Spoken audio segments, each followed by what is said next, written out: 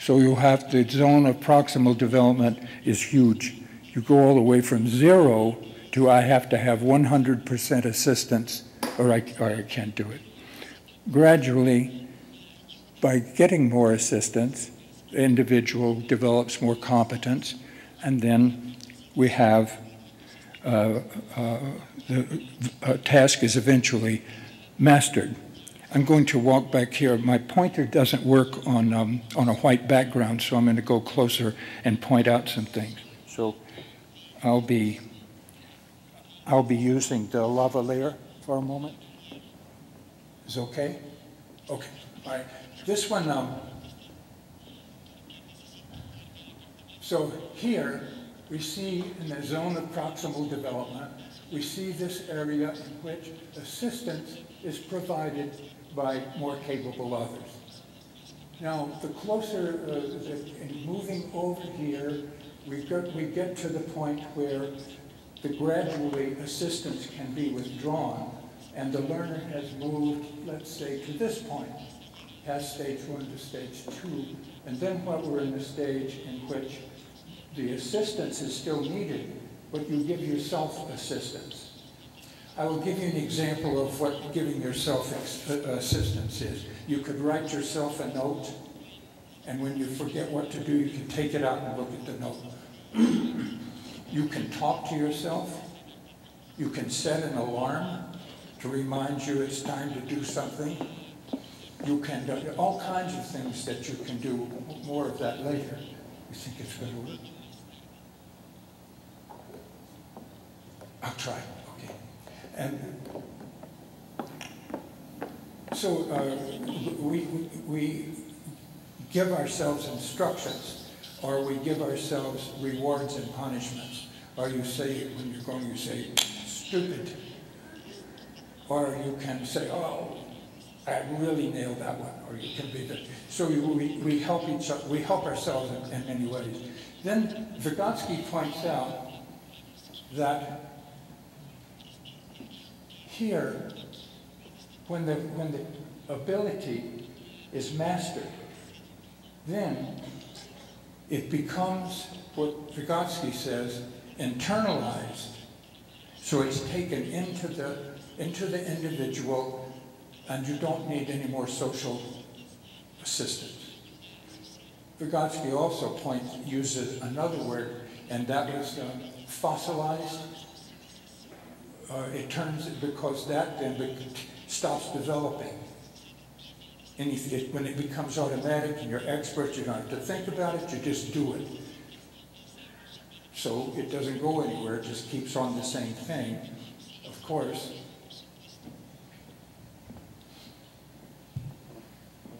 In stage 4, you lose it. If you know everything that you can do, and now, if you live long enough, you'll lose it. I can testify to that as you're going fast.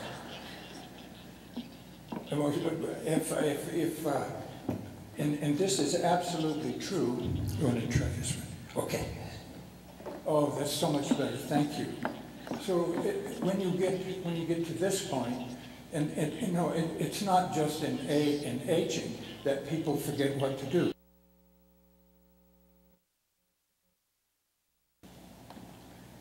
And here, that what was social becomes psychological. What was happening with the assistors, the parents, or the coach, or your professor and yourself, that was social, and there was and you were getting assistance and you were talking and all that. But after a time, when it becomes automatic, it works better even if you don't talk about it anymore. Just do it. So Vygotsky says everything that is internal, everything that is now psychological, was once social and will become social again. So you get this. Now, psychosocial systems of these friends who work and play together, that group, they are so much alike and share so much together. They have all this individuality, but they still influence each other. And if they begin to need a little more coaching, they'll tell each other what to do to get back in line. And so that kind of process in psychosocial systems is both social and psychological. Now, what happens? There's this giving assistance or giving influence. I want to clarify that a little bit. I'm going to go fast over this because it's interesting, and I think it'll help you understand it. But you don't have to do a lot of detail. Let's do the next slide.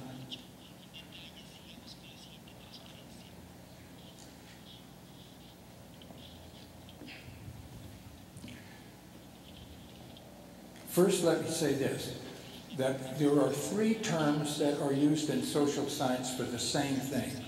You can say influence, you can say assistance, or you can say regulation.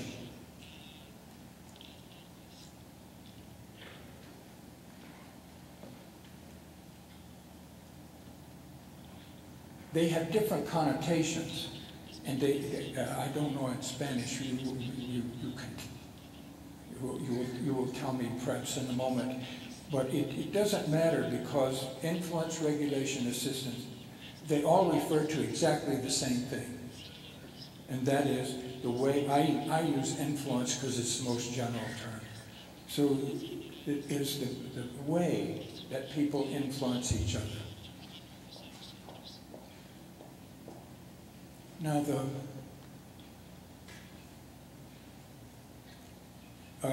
here, I hope this will surprise some of you. Influence, we know exactly, we know what influence consists of. And there's only, known by science at this moment, only 8 means of influence. There's only 8 things you can do to influence anybody else. And when I say known, I mean that there is a solid enough research base that we understand how, when, and there's good, clean data supporting that. There's only 8 ways to influence. And so I put up this list just so you could get an idea about one of the reasons why I can make such audacious claims as to be unified and universal. One of the reasons is there's only 8 ways to do this. So, and this, as we will see, are widely shared. Oops, that other. Oh, there's more. Okay, we'll go back to the one above here. Okay. The first way of assisting somebody is to change the task a little bit. For an elementary skill, you might do something like, say, to a small child, no, just try just this little piece of it. Start with just this small piece. So you change the structure of the task a little different. Or you say, no, go fast, do the whole thing. When you're making the brush stroke, don't stop, just keep it moving like that. That's the way to begin. So you change the task a little bit, and it can be one of the main ways of assistance. This, incidentally, is a means of assistance that is lower mammals use all the time. You know, do you know meerkats? You know those little animals, North African things that look like chipmunks or ground squirrels? Well, at any rate, animals like that do task structuring with their pups. So this goes way, way back, and all the species from down there continue to do it, not just humans. Likewise, propping and nudging. This is another way we help. And this, by propping or nudging, this means that you influence other people by moving their bodies.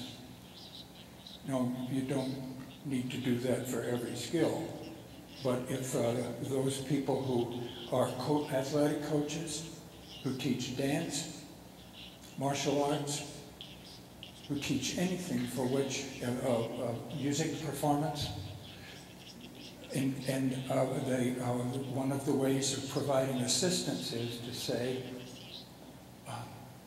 let me show you. So replace the hands. No, hold it like this.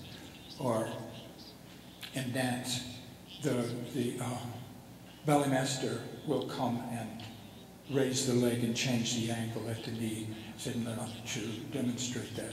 So one of the main things that martial arts teachers and choreographers do is that goes on in, again, way pre-human.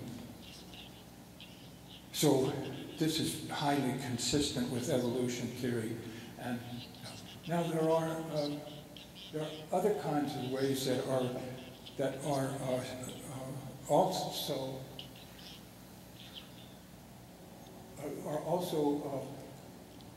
most powerful. And this one is modeling. That means showing somebody how to do it. So you do it and you let somebody watch and learn by observation. That is one of the most powerful means by which we influence each other. Another one is contingency management through the use of rewards and punishments. Don't do that. If you do that one more time, you're not going out tonight. Or you made all your points today, so you have a free weekend. All the forms of reward and not reward is another way that we influence each other a lot. So then, can we roll that up just a minute? This one is these two, the top.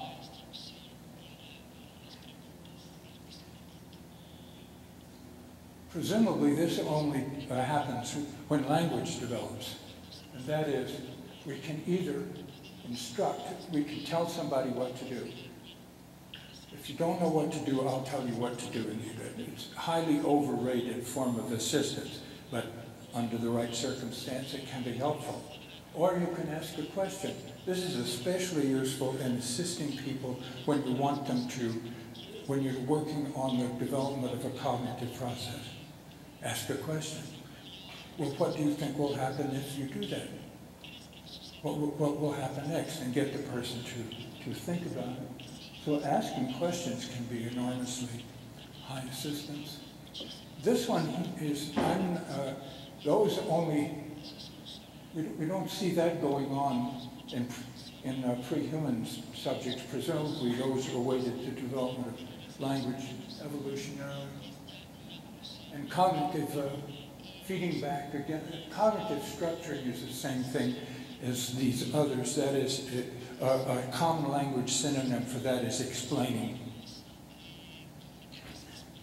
That's what I'm doing with you now, is I'm using mostly that means of assistance, is to explain a concept in terms of other terms.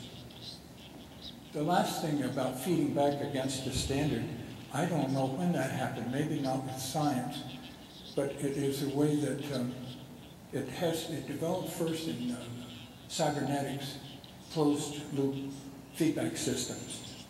So if you say to someone assistance,